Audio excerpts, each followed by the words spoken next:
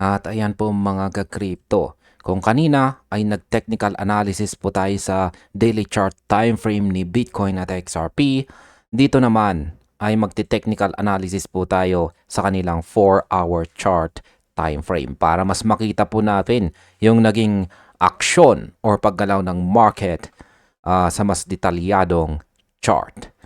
At maliban po dyan ay yung balita po na pag-uusapan natin dito ay balitang digmaan na naman po. Ayan, ang patuloy na nagaganap na gera sa pagitan ng US at Iran. At ang sabi rito ay US signals no immediate plans to invade Iran as crypto market crashes. Ayan, sabi rito ay ang US ay hindi raw po nagpapakita ng palatandaan na may plano silang ipagpatuloy ang kanilang pag-invade or pag-atake sa bansang Iran sapagkat ang crypto market po ay patuloy na nakakaranas ng patuloy na pagbagsak.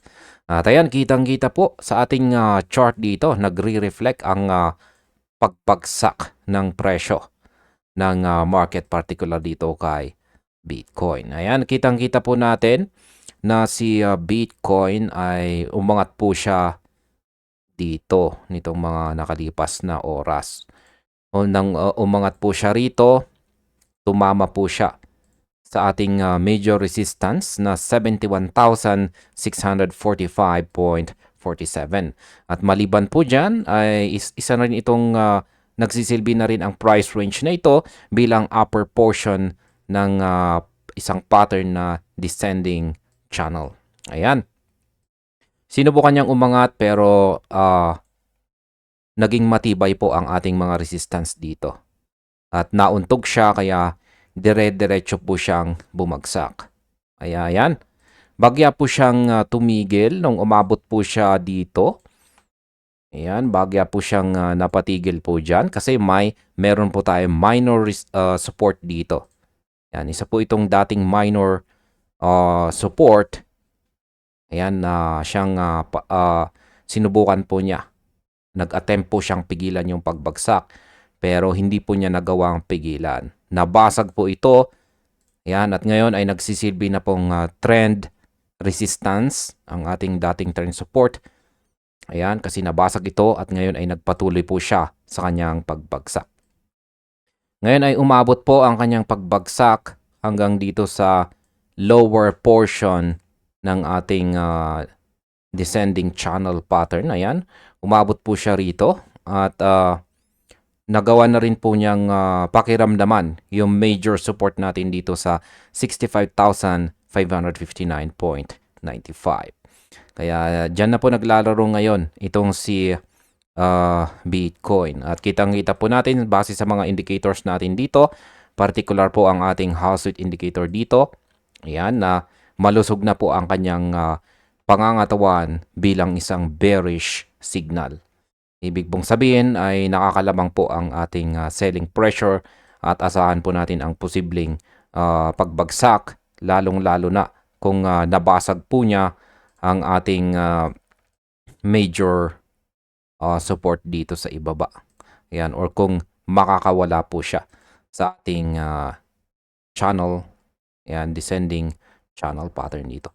Yung descending channel pattern pa naman na ito ay isang bullish signal. Pero pag magkaroon nga ng breakout dito sa ilalim, ay mai-invalidate po yung pattern natin dito. Kaya yan, kung sakaling mabasag po yung ating major support dito, is possible na babagsak po itong si Bitcoin dito sa sunod na major support natin na nasa 61K. Kaya yan po ang possible na mangyari dyan. Dito naman kay XRP, ayan, meron po tayong isang pattern naman dito. Kung kay Bitcoin ay isang descending channel pattern, dito po kay XRP ay isang wedge or descending triangle pattern. At tulad po ni Bitcoin ay yan nga, umangat po siya dito nitong nakalipas na mga candlestick natin. Nung umangat po siya dyan, naunto po siya sa upper portion ng ating wedge pattern at dyan na po nagsimula ang kanyang patuloy na pagbagsak. Pero sinubukan po niyang magkaroon ng recovery dito. Ayan. Pero nagpatuloy pa rin po siya. Yan, isang slight recovery lamang pero nagpatuloy po siya sa ngayon sa kanyang pagbagsak. At ngayon ay bumagsak na po siya at nagawa po niyang basagin yung ating minor support dito sa 1.3395. Ayan, nabasag po yan. Ayan, ito po yung unang pumigil dito. Ayan, sa candlestick natin dito. Kaya tumalbog. Pero sa pagkakataon na ito, tuluyan na po itong nabasag at dumiretso ang presyo ng XRP dito sa ating major support na 1.3209. Kaya sa ngayon, yung nabasag na minor support natin dito ngayon is nagsisilbing minor resistance. Kaya dito na po gumagalaw ang presyo ni XRP. Kaya kung nabasag po yan, possible po na babagsak po tayo dito sa sunod na major support na 1.2228. Kaya mukhang nakakatakot po ang magiging pagbagsak ng crypto market kung sakaling mabasag yung mga major support natin ngayon. Kaya, ayan, balikan po natin ang ating balita dito na walang immediate plans daw ang US na aatakihin ang Iran dahil po sa nagaganap na market crash ngayon dito sa crypto. At sa tingin ko, hindi lamang po crypto ang nagsisibagsakan ngayon, kundi ang buong global market. Kaya yan, simulan po natin sa peaking rebound at saka ang totoong pag-crash. Yan. Habang umaasa po kasi ang marami na magkaroon na ng katahimikan matapos po ang mga balita tungkol sa peace talks na napag-usapan po natin sa mga nakaraan, tila kabaliktaran ang nangyayari po sa ating mga charts ngayon. Kasi kitang-kita po natin sa ating mga charts na si Bitcoin at XRP ay bumagsak po lalo. Ayan, nakita po natin kanina. At habang ang buong crypto market po ay nawalan naman ng mahigit 3% at bumaba na po ito sa $2.25 trillion. May mga ulat din na ang Trump administration ay wala raw balak pong mag-invade sa Iran anytime soon. Pero bakit hindi ito sapat para pakalmahin ang market? Maliban dyan ay bakit po patuloy ang pag-atake sa mga steel plants ng Iran at ano ang kinalaman nito sa ating XRP at saka Bitcoin holdings? Kaya pag-usapan po natin sa balitang ito ang bawat numerical data mula sa Bloomberg at saka Polymarket at titignan po natin kung hanggang kailan magtatagal ang market crash na ito. At ayan, pagpatuloy po natin ang tungkol sa balita mula po sa White House at ang reaksyon ni Bitcoin. Ayan. Kaya pag-usapan muna natin ang numerong lumabas mula sa Bloomberg report kung saan ayon po sa kanila ay sinabi ng mga opisyal na walang immediate plans para sa isang ground invasion sa Iran. Panandali ang umakyat po ang presyo ng crypto matapos ang balitang ito. Pero mabilis din itong nabura. At bakit? Dahil bagamat sinabi po ni President Trump na i-delay ang strikes habang April 6, hindi po ito nagbigay ng sapat na certainty o kasiguraduhan para sa mga investors. Kaya sa katunayan, si Bitcoin po ay dumiretso sa price level na nakikita natin ngayon. Ayan, na naglalaro po ngayon sa 66,044.52 sa ngayon. Pero ayan, kanina ay umabot po siya dito sa 65. Ayan, nasumabot po siya sa 65K kanina. Ayan. Ngayon, ang masasabi ko po rito ay nakikita ko ang tinatawag na trust deficit. Ang impact po nito sa crypto, particular po kay Bitcoin, ay napakalaki. sapagkat si Bitcoin ay sensitibo po sa global liquidity at saka political risk. Kahit sabihin po ng US na walang invasion, ang katotohanan ng deploying more troops, yan, or magdi-deploy daw sila ng mas marami pong military troops sa Middle East ay isa pong numerical indicator na ang tensyon ay hindi pa po natatapos. Kaya para sa akin, ang mababang presyo po ni Bitcoin ay isang test ng support. Kaya kung ang geopolitical fear ay hindi po mawawala, baka makita po natin si Bitcoin na subukan niya ang susunod na major support natin dito sa mga 61K. Kaya yan, or in short, is mas lalong babagsak itong si Bitcoin dahil po sa geopolitical fear na yan. Ang crypto market ay ayaw po ng maybe. Yan, walang kasiguraduhan. Ayaw din niya ang could change his mind any moment. Yan, or maaring magbago yung kanyang isip kahit anumang oras. At yan po ang mismong nararamdaman natin ngayon. Pag-usapan naman po natin ang tungkol sa pagsara ng Strait of Hormuz at ang XRP utility. Ayan. Ito po ang mas seryosong numerical data. Idiniklara po ng Iran ang itong nakalipas lamang na oras ng Strait of Hormuz ay mananatiling sarado. Para sa mga hindi po nakakaalam, ito po ang daluyan ng halos 20% ng langis sa buong mundo. Kapag sarado po ito, asahan po natin ang oil price spike o ang supply chain disruption. Kaya ano ang impact nito kay XRP? Alam naman nating lahat na si XRP ay nakadisenyo para sa cross-border payments at saka real-time settlement. Ngayon, ang masasabi ko po dito ay sa gitna ng ganitong crash, nakikita po natin ang dichotomy. Yan, dichotomy o pagkakaiba ni XRP. On one hand, sumasabay po siya sa pagbagsak ni Bitcoin dahil sa market sentiment. Pero on the other hand, ang pagsara po ng Strait of Hormuz ay nagpapakita kung gaano po kahalaga ang isang efficient payment system gaya po ng RippleNet kapag ang traditional na banking ay nahihirapan dahil sa giyera.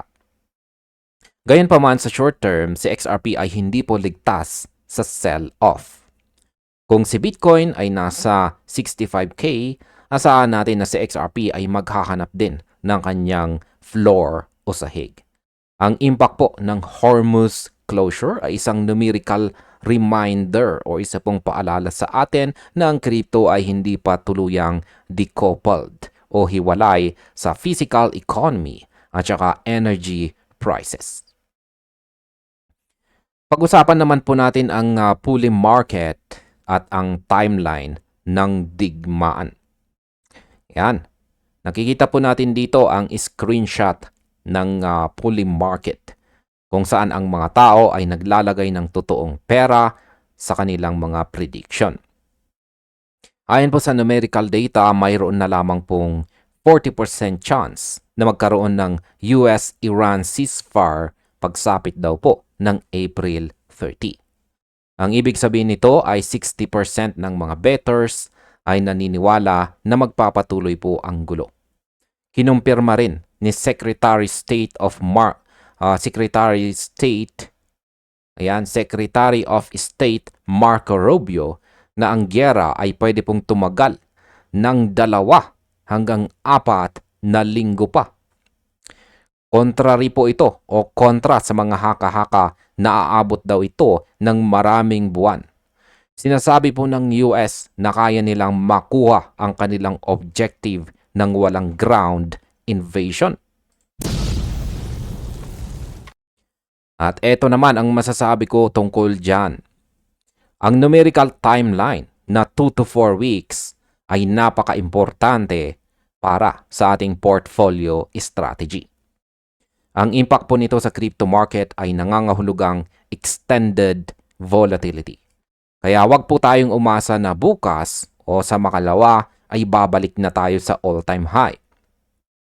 Si Bitcoin at XRP ay mananatiling hostage ng balita hanggang sa matapos po ang deadline ni Trump sa April 6. Ang 40% ceasefire odds ay mababa pa. Kaya asahan po natin ang mas maraming fake outs sa ating chart. Para naman po sa mga long-term holders, ito po ang panahon para tingnan ang macro kaysa sa micro na galaw ng presyo. Pag-usapan naman po natin ang Israel strikes at ang banta ng Iran. Ayan. Huling balita na kailangan nating tutukan ay ang tungkol po sa pag-atake ng Israel. Ayan, ang mga major steel kanilang pag-atake sa mga major steel plants ng Iran sa koordinasyon daw ng US. Ayon po sa Iranian Foreign Minister na si Abbas Araghchi. Ayan, heavy price daw ang ibabayad ng Israel para rito. Ang numerical damage sa steel production ng Iran ay malaki at ito ay direktang kumukontra sa deadline para sa diplomasya. Kaya ano ang impact nito sa ating mga paboritong coins? Ang masasabi ko po rito ay kapag ang usapan ay heavy price o paghihiganti, ang market ay lalong nag-i-expect ng escalation. Ang impact kay Bitcoin ay ang posibleng pagkawala ng kanyang status bilang safe haven sa mga ganitong extreme conditions. Sa XRP naman, ang impact ay ang delayed clarity sa adoption dahil ang focus ng mundo ay nasa war finance kaysa sa innovation. Ngunit tignan po natin ang kabilang panig. Sa tuwing may heavy crash dahil po sa giyera, madalas itong sinusundan ng isang V-shaped recovery kapag lumabas na ang tunay na peace agreement. Ang presyo po or ang mababang presyo ngayon ni Bitcoin, ayan, ay isa po itong numerical evidence o ebidensya ng takot. Pero ang cautious optimism ng White House ay numerical indicator na may ginagawa po silang paraan para sa likod. Isang paraan sa likod ng mga eksena. At narito na po ang aking kabuang opinyon tungkol sa balitang ito. Yan, ang crypto market ngayon ay nasa isang napakadelikadong crossroads. Ang mababang presyo po ni Bitcoin at si XRP na sumasabay sa agos ng bunga ng geopolitical uncertainty, ang numerical data mula sa Pulling Market at Bloomberg ay nagsasabi po sa atin na ang susunod na 2 hanggang 4 na linggo ay magiging parang roller coaster or matindi na volatility. Kaya ang impact po nito sa market ay hindi lang tungkol sa presyo, kundi tungkol po sa resilience ng ating mga assets. Kaya kung ikaw po ay isang XRP o Bitcoin holder, huwag po tayong magpanik. Ang giyera ay meron po itong timeline. At ang 2 to 4 weeks na binanggit ni Robio ay nagbibigay po sa atin ng light at the end of the tunnel. Kaya gamitin po natin ang panahong ito para i-review ang ating mga buy zones at huwag po tayong magpadala sa bawat headline. Tandaan po natin na sa crypto, ang yaman ay nabubuo sa gitna ng takot at ang disiplina ang magdadala sa ating tagumpay. Yan, balikan na po natin ang ating chart.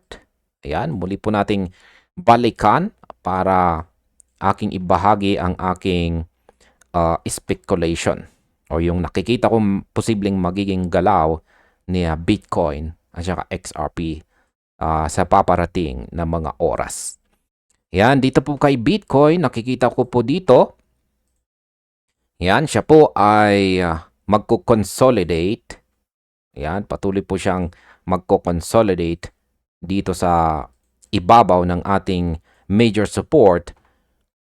Yan ay kung hindi po niya magagawang basagin ang ating major support dito sa 65,559. Pero gaya po ng aking sinabi kanina, kung mababasag po ang ating major support dito, ayan, babagsak po siya dito sa susunod na major support natin. Kung sana ito po ay nasa presyong nasa presyong mga 61,297.42. Ayan. Yan po yung aking nakikita na posibleng magiging galaw dito. Kaya bantayan po natin yung major support natin dito. Pero kung sakaling umangat naman po siya, sabihin natin is may naging magandang resulta, ayan, or nagkaroon ng magandang balita, ayan, possible na aakyat siya. Pero may haharang po dito. Haharang po ang upper portion ng ating descending channel trend resistance at bago ang major resistance natin dito sa 71,625. Kaya hindi po basta-basta ang magiging pag-akyat ni Bitcoin kung sakaling siya ay makakaranas ng recovery. Kaya yan. Pero base po sa mga indicators natin, ang ating Hall-Street indicator dito ay ayan po, nakakatakot po ang kanyang ipinapakitang hugis. Lumalaki po yung kanyang pangangatawan na sinyalis na malakas ang bearish momentum natin. Yung ating QQE mod indicator naman dito ay ganun din. Ayan, nagpapakita na nananatiling malakas po yung ating bearish pressure. Mga kulay red at malaki na po yung mga sukat nito. Kaya yan ang mga indicators natin na bearish ang market natin. Dito naman po tayo kay XRP. Ang nakikita ko naman na magiging galaw po niya base sa ating 4-hour chart time frame na ito ay katulad po ni Bitcoin ay nakasalalay po ito sa ating major support na 1.3229. Kung nabasag po ito, mataas po ang chances na siya ay magpapatuloy sa kanyang pagbagsak. Yung sunod po na major support natin ay nasa 1.22. Pero kung magagawang pigilan po ng ating major support dito, ang pagbagsak na ito ni XRP ay magko-consolidate po siya dito sa ibabaw ng ating major support. Ayan. Yeah, ganyan po yung nakikita ko dito. Ngayon dahil nabasag po yung lower portion ng ating descending wedge pattern dito, invalidated na po ito. Ayan, invalidated na po ito. Pero meron po tayong nabuong isang pattern. Pero mas maganda kung paghintayin po natin na magkaroon po siya ng total rejection dito bago natin i-plot yung ating trend support dito. Kaya sa ngayon is ganyan po muna yung ating 4-hour chart time frame dito kay XRP. Kaya ayan, hanggang dito na lamang po tayo sa video na ito mga ka-crypto. Marami pong salamat sa panonood.